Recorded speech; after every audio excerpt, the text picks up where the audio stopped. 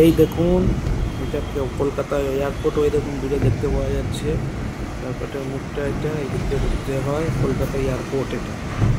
ওকে,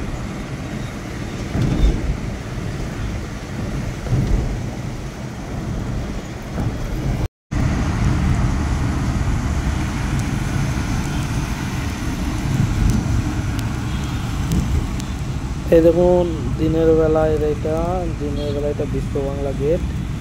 বিশ্ব বাংলা গেটটার দিকে আমরা যাচ্ছি, এই দিকে দেখতে পাচ্ছেন, ধীরে ধীরে কাছে যাবে গেটটা। ওকে,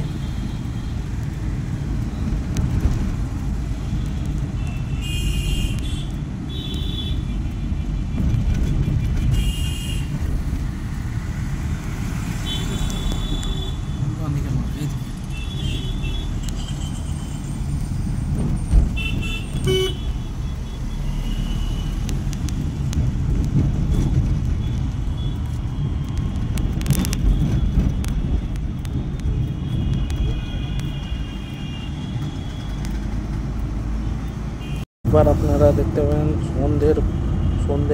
সন্ধ্যের পর আর কি বিশ্ব বাংলা গেটের অসাধারণ দৃশ্য, অসাধারণ লাইটিং।